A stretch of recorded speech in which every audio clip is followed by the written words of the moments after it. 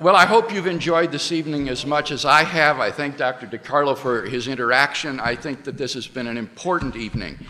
I've argued tonight that there is no ultimate meaning, no ultimate value, no ultimate purpose in life if God does not exist, but that man cannot live consistently and happily within the framework of such a worldview. And I think that that has been amply established this evening. So what I want to do is shift gears here in my closing statement and share something on a more personal level. I myself, unlike Dr. diCarlo, was not raised in a religious home or even a church-going family. But when I became a teenager, I began to ask the big five questions. Who am I? Why am I here? How should I behave? What is to become of me? And in the search for answers, I began to attend a church in our local community. Only problem was, instead of answers, all I found was a social country club where the dues were $1 a week in the offering plate. And the other students who pretended to be such good Christians on Sunday lived for their real God the rest of the week, which was popularity.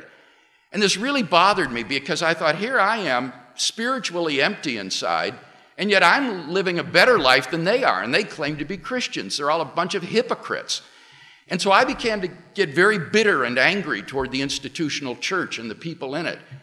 And soon this attitude spread toward other people. I thought everybody's a phony. They're all holding up plastic masks to the world, and the real person is cowering down inside, afraid to come out and be real. And so I grew to be very hateful toward other people. I threw myself into my studies so I wouldn't have to be with people. I said I want nothing to do with them. I hate them. I want no relationships with them.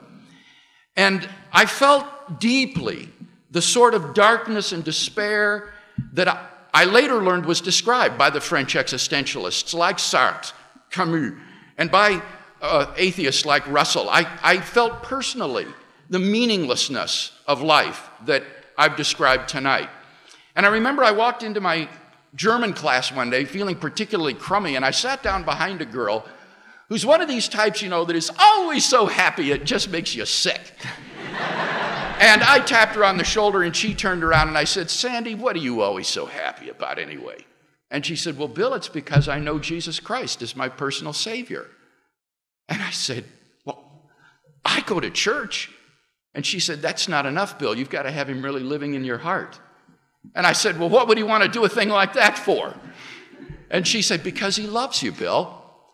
And that just hit me like a ton of bricks. I'd never heard that before.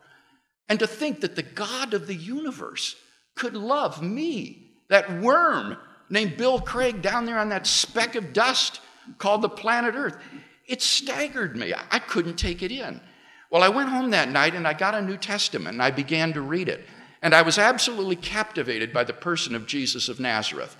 There was a brilliance about his teaching that I had never encountered before. And there was an authenticity about his life that wasn't characteristic of those people in the church I was going to that claimed to be his followers. And I knew I couldn't throw the baby out with the bathwater. Well, that began for me a 6-month search during which I read books. I talked to people. I sought God in prayer. And to make a long story short, at the end of that 6 months, I finally just cried out to God one night and yielded my life to him. And as I did so, I felt this tremendous infusion of joy, like a balloon being blown up until it was ready to burst. I remember I rushed outside.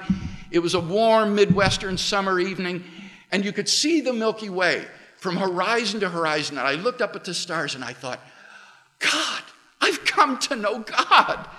And that moment changed my whole life. You see, I had thought enough about this message during those 6 months to realize that if I ever became a Christian, that this was the greatest news ever announced, that there is a God who loves you and wants you to be his personal friend.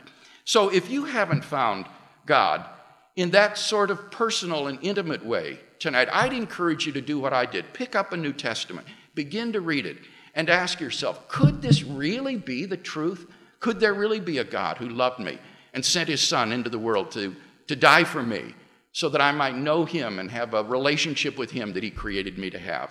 I believe that if you do, it can change your life in the same way that it changed mine.